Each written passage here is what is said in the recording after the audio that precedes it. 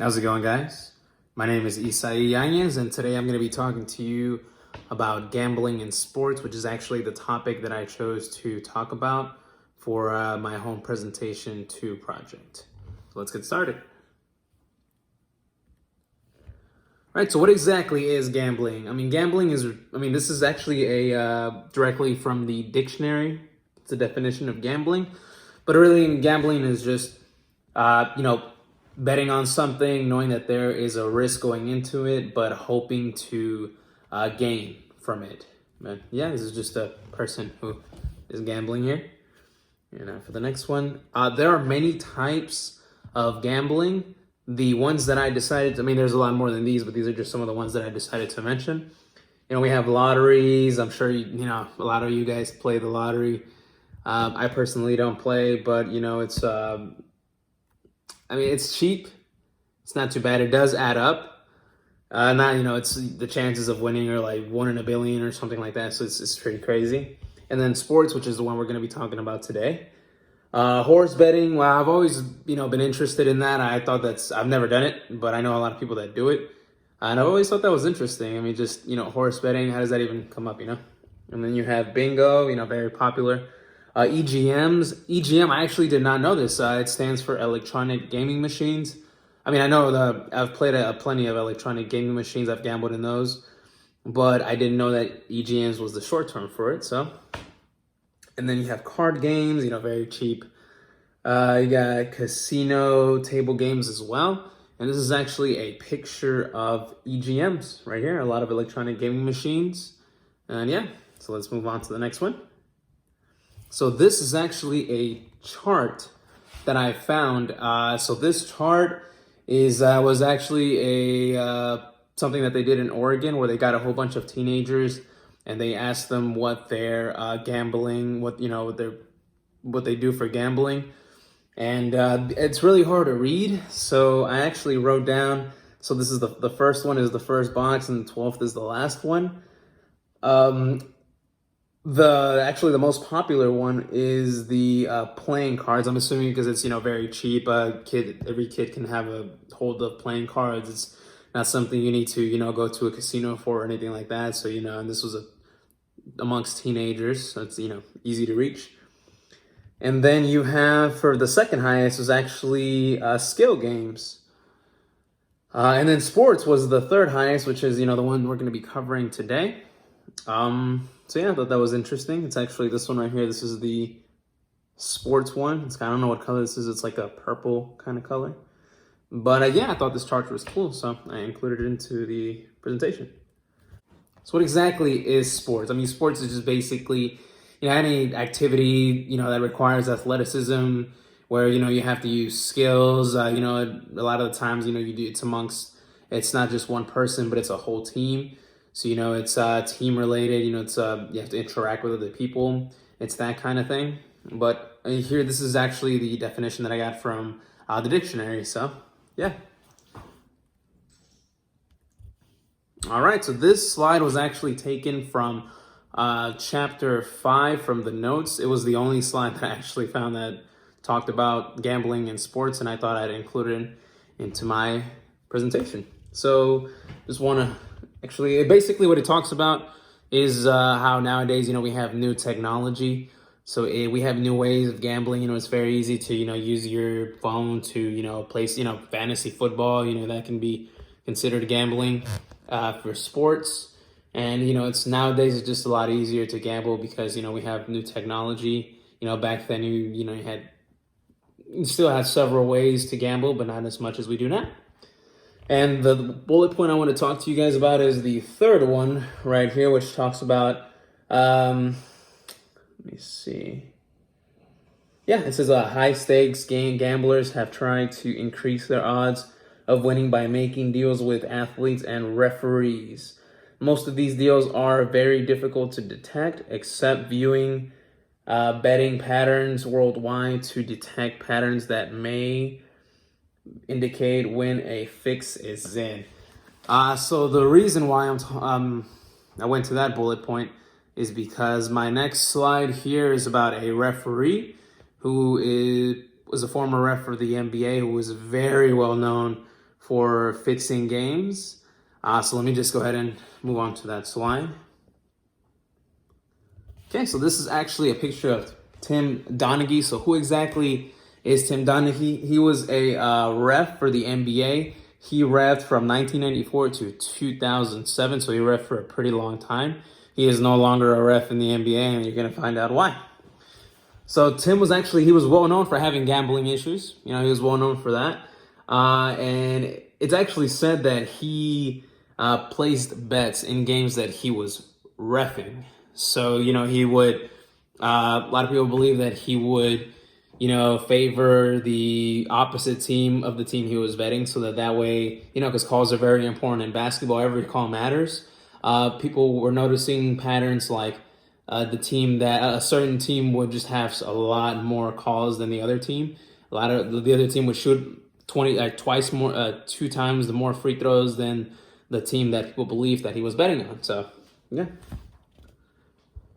Then, so let's see. The FBI actually investigated it back in 2007.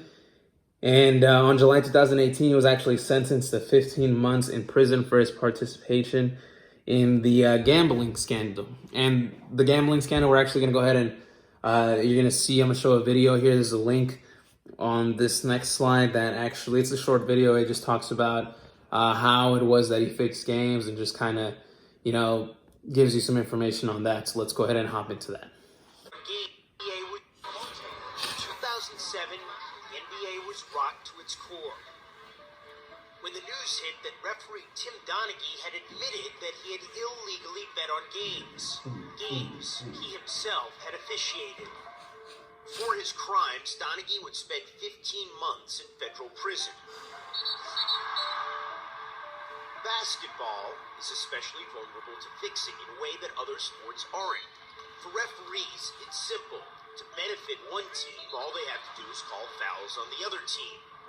And because fouls are so common in the game and so subjective and discretionary, fixing can be hard to detect. But in an interview with ESPN after he was released from prison, the disgraced referee insisted he had never fixed any games.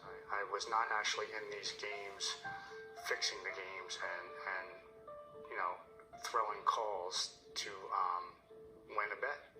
You expect us to believe that you did nothing to manipulate the outcome of an NBA game? Everybody's entitled to their opinion, but I can just go back and tell you again that the FBI and even the NBA concluded without a doubt that I did not fix NBA games. Donaghy continued to insist that he'd never blown his whistle with anything but the best and most honest intentions, only that he had wagered on his own games. In the absence of any concrete proof that he had fixed games, the Department of Justice never charged Donaghy with that crime. And for its part, the NBA commissioned an investigation that concluded that Donaghy had not fixed games. We asked then-Commissioner David Stern about that shortly after the scandal broke. What does your gut tell you whether Tim Donaghy influenced the outcome of games by making excessive calls? We can't find it, and his fellow refs can't find it, and as best as we can tell, law enforcement can't find it. So I accept the prevailing view. But that conclusion had always seemed too convenient to some, including Phil Scala, the FBI official who busted Donaghy.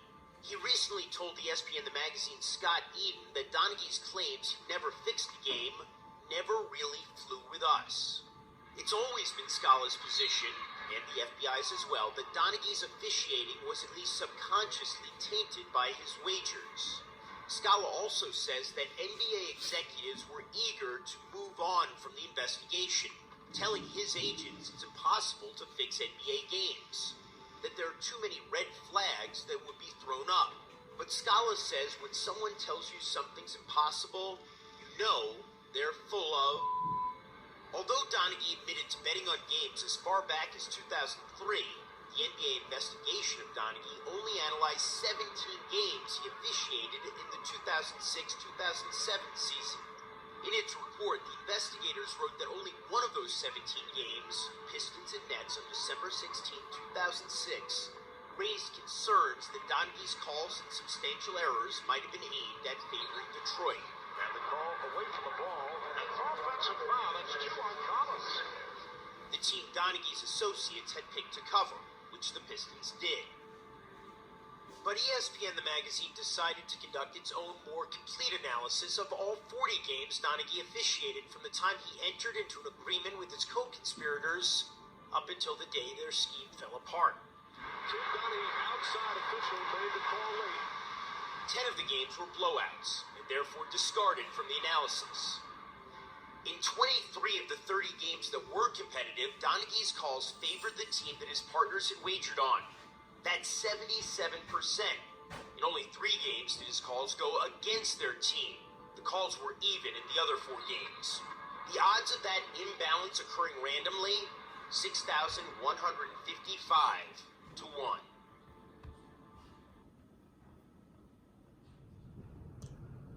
All right, so now you guys know a little bit more about Tim Donaghy and what he's most well known for. Yeah, like a lot of people, you know, there's a lot of fans out there that bet on their teams to win certain games or bet on certain teams to win certain games. I know a lot of people that gamble within football. They bet on certain teams to not only win the game, but also win by a certain margin. And, you know, if they get everything right, you know, they get paid a good amount depending on how much they put down. But not a lot of people know about gambling within the sports.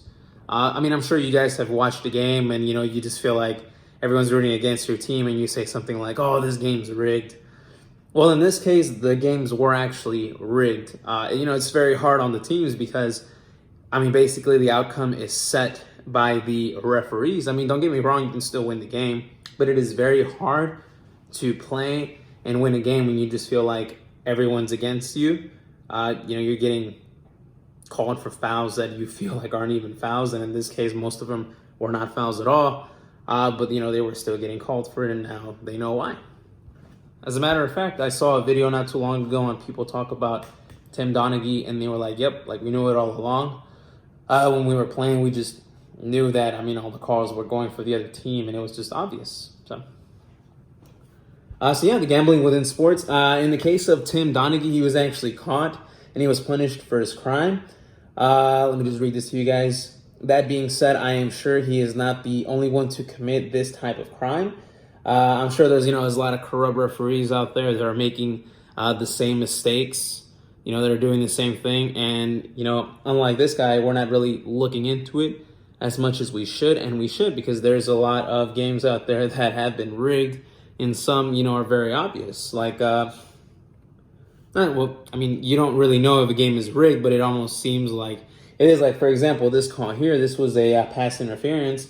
As you can see, there is contact by the corner to the receiver, but there was actually no call made for this pass interference. Clearly it's pass interference, but nothing was called, and the LA Rams went on to win the game.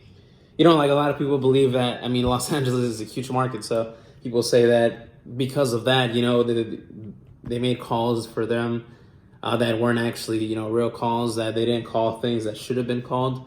And it was actually mainly because of this call that there was actually riots in New Orleans because of this call, because the fans were going crazy saying that this had to be rigged, that it was ridiculous that it wasn't called. And who knows? I mean, maybe it was rigged, maybe it wasn't. But I just believe that people should really look into it.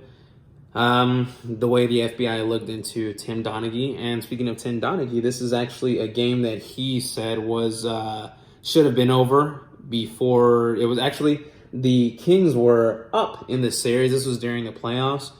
And he said that it was basically the Revs called a lot of calls in favor of the Lakers. And because of that, the Lakers actually went on to win the series. The Kings were actually winning the series, but after, you know, all these calls were made, they just kind of lost motivation. It really, you know, kills these players when, you know, these calls are made, and it just kind of drained them of their energy. And because of that, the Lakers actually went on to win the championship this year. And I'm actually a Lakers fan. So, you know, this kind of hits home in a way. And my friends actually always bring this up when talking about, you know, the Lakers and how, you know, and they actually talk about Tim Donaghy and how he said that this was rigged. So yeah, but who knows? This is one of the most popular non-calls ever in sports history. The hand of God is actually what it's called. And this is basically Maradona, the greatest player of that time, who actually scored with his hand. And in soccer, everybody knows that soccer is all about your legs. You cannot touch a ball whatsoever with your hand. And in this case, he actually scored and nothing was called. So, it was big controversy. You can see videos on YouTube about it that talk about how basically there's a lot of things you can find on YouTube that talk about this and how it was rigged and it was just, ridiculous how they didn't call it. But like I said, who knows? All right, these are just, my references. But yeah, and I really enjoyed making this video. Yeah, thank you guys for watching.